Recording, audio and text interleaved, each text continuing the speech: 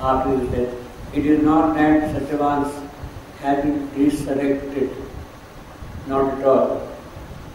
He has not been resurrected. He has come with a new birth. It is a new birth with which Satyavan is coming here.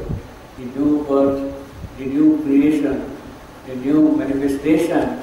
It is that which is symbolized by the return of Satyavan from the transcendental on the mortal plane. And it is that which signifies the possibility of divine manifestation upon the earth. And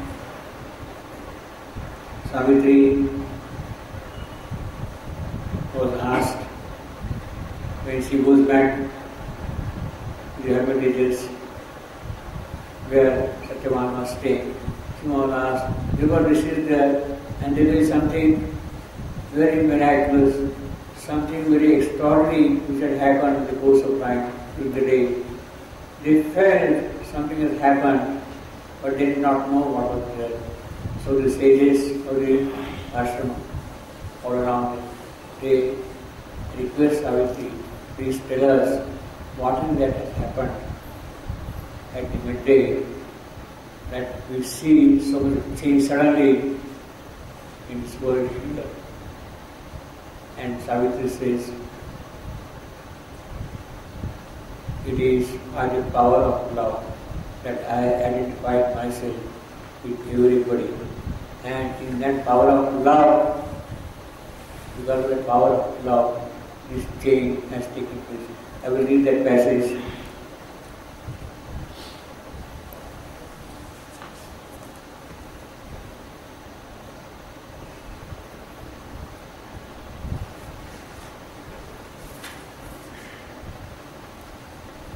Love and oneness. Sorry. Love and oneness. Yeah, that's right. Yeah.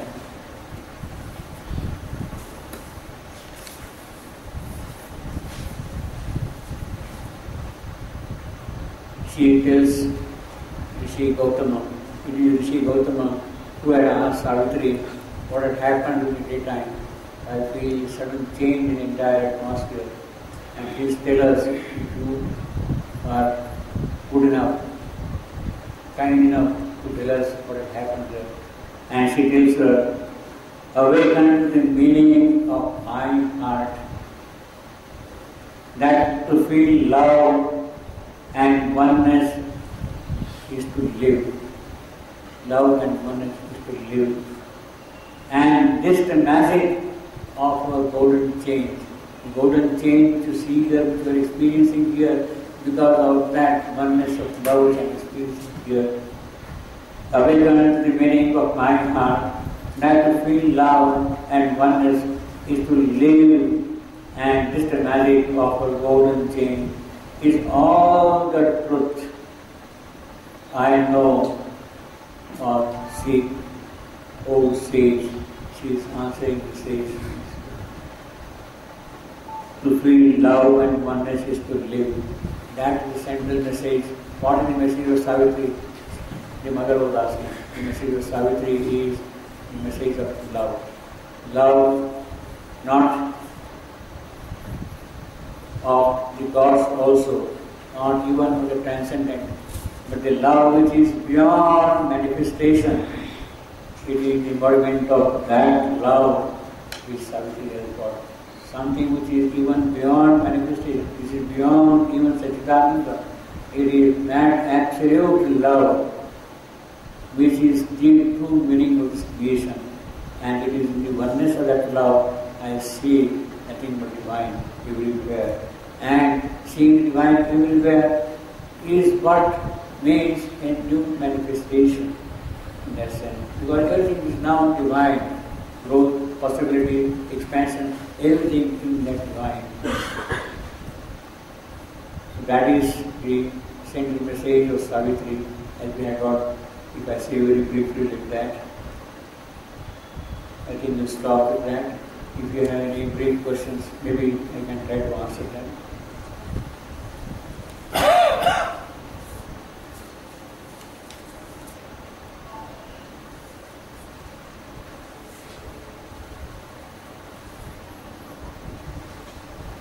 In this, Pardon?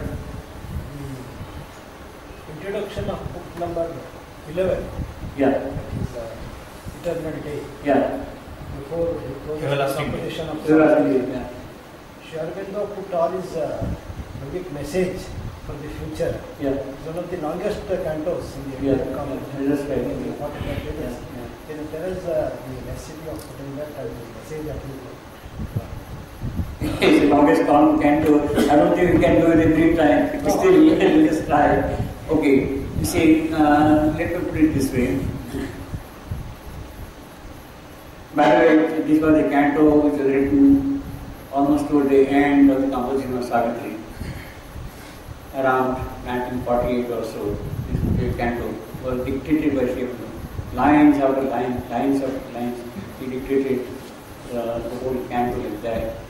Now, the canto begins with the marvelous day. That's the opening lines. The canto is marvelous day. And then immediately he speaks of the 4 states in the transcendent or the supreme himself. Virat, Hiranyagarbha, Prajnana Gana, and beyond that, what we would call Turiya, but what is actually is Anandamaya. So we have got Virat, Hiranyagarbha, the golden moon, Hiranyagarbha, Virat, vast, cosmic, universal. Hiranyagarbha, the golden moon, the egg from which everything comes out, the golden moon, the supramental possibility which is present there, that is the moon, and from there all these things appear to this creation. Hiranyagarbha, then of course Prajnanagana, who is full of knowledge, who knows everything in the rhythm of the truth, how the truth moves in the transcendental world from face to face, from line to line. Rhythm, as one would call Vedic spirituality rhythm. In that rhythm, he is there, Prajnanagana, full of knowledge. Beyond that is of course Anandamaya. Now Anandamaya is also equivalent, according to the mother, and is another name for love. Love which is beyond manifestation. That is why it is ineffable, beyond manifestation. It is that love, Ananda, which is there. Now Savitri sees all those ways of the Supreme, states of the Supreme, and climbs up one above, all the way up to the Anandamaya there. And there she is tempted, so to say, she is offered rather, Savitri, come and stay in this vast world. Savitri says, I am sorry, I don't want to stay here. I want to go back to my mission, my work, which has been given to me by the Supreme. I am not forgetting that. The Supreme has sent me to this world here for the purposes of manifestation upon the earth. I am not going to forget that. She doesn't forget, even when she is there, she comes back, of course, Surya Sattva, which I just told you now. Now, when Savitri refuses to remain there, that is one of the most miraculous things Savitri has done. Most wonderful thing. Now just imagine, had she accepted, she would have remained here as they were. The purpose of her work would not have been served. She remained with that. But at the same time, see the other dimension also. Say, it is the Supreme, the Transcendent. He says, please come and give. And Savitri says, I am sorry. She had the courage to say, no, I don't want to. Savitri has her own will against the will of the Supreme. It is the Supreme's will asking her to come back. Savitri says, no, I got my own will and I will have to assert that will. Now, there is no conflict between one will and the other will. That the Supreme is asking her to do that thing. She is refusing to do that thing in her will.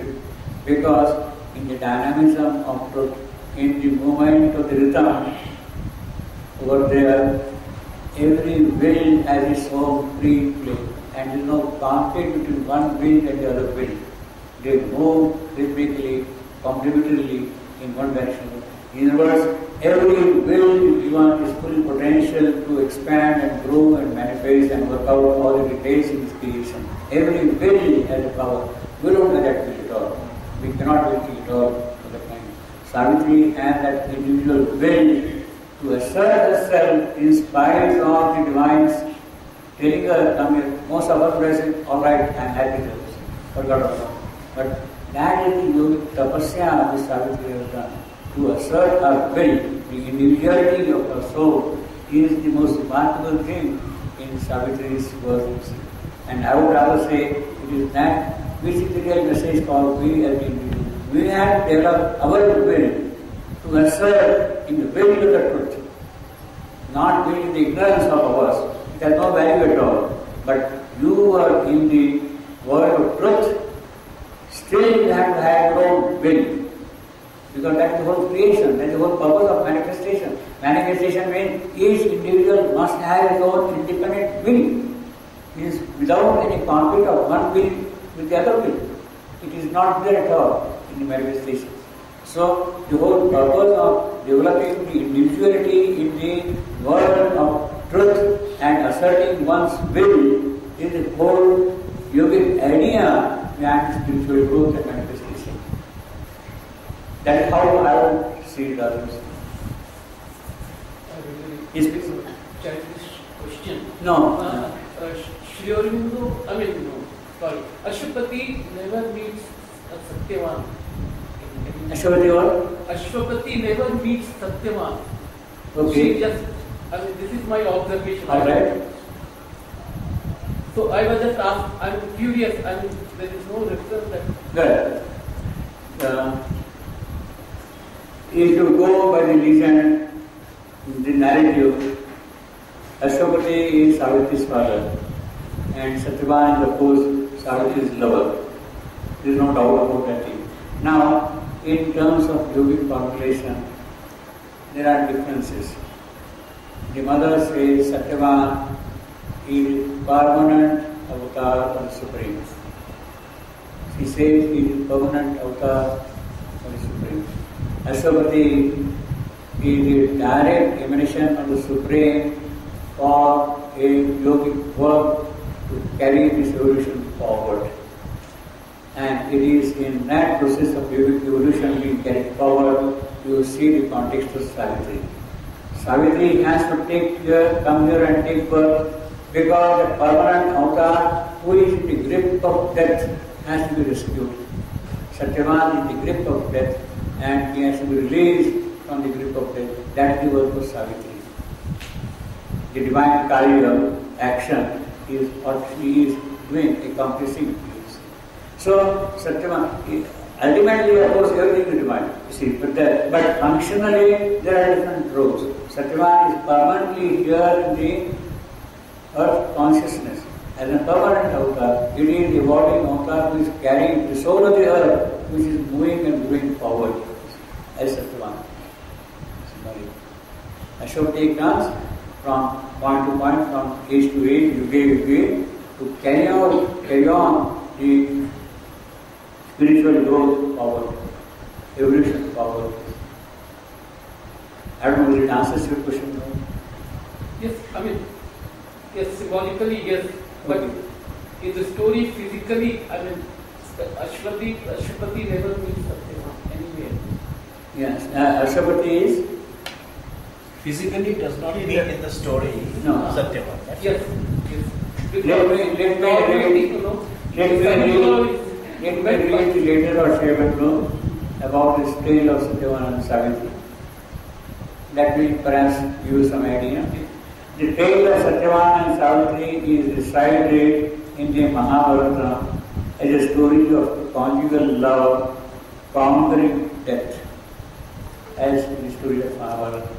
But this legend is as shown by many features of the human tale, one of the many symbolic myths of the Vedic cycle. The story is much older than Mahabharata. It belongs to the Vedic cycle itself. And then, what is the symbolic meaning of this one, or this myth? He says, Satyavan is the soul carrying the divine truth of being within itself, but descended into the grip of death. Into the grip of death, he has descended here. And ignorance. Savitri is the divine word, Brahma, divine word, daughter of the sun word, goddess of the supreme truth, who comes down and is born to save. Ashwapati, the Lord of the horse, Ashwapati, horse, Lord of the horse. Her human father, he says human father, is born, her human father is Lord of Tapasya. He comes here to do Tapasya. The concentrated energy of spiritual endeavor that helps us to rise from mortal to immortal planes. Tapasya, rising from mortal to immortal planes. Jumasena, Satyavan's father, Lord, the shining ghost, father of Satyavan, is the divine mind here, fallen blind. Divine mind has become blind here, fallen blind here, losing his celestial kingdom of vision, and through the loss his kingdom of glory. Still, this is not a mere allegory. These are not cartoon figures. Satyavan is this, Savitri is this. It is not an algebraic equation.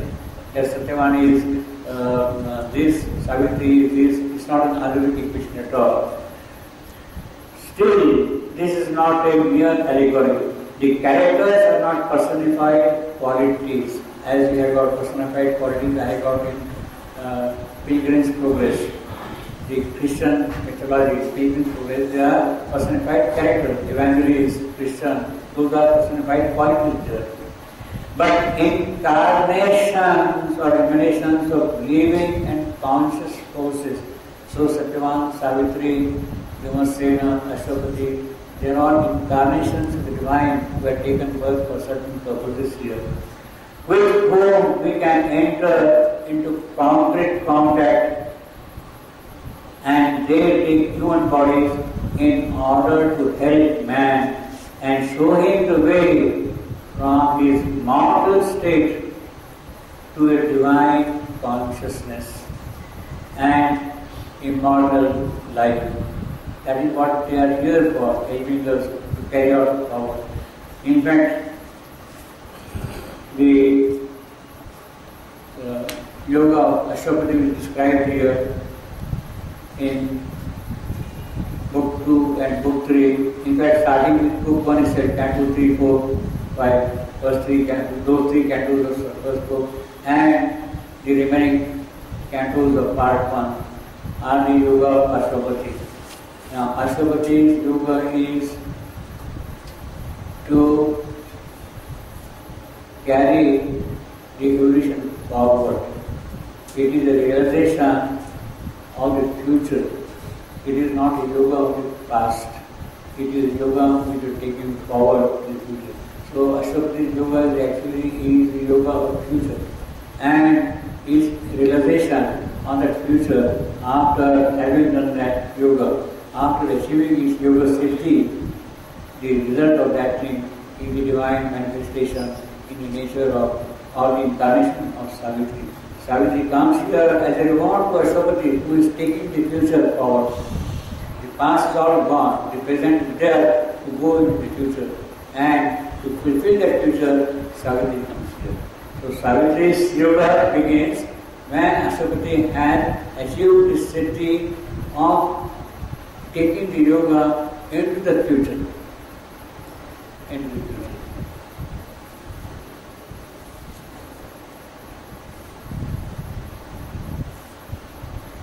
Thank you very much.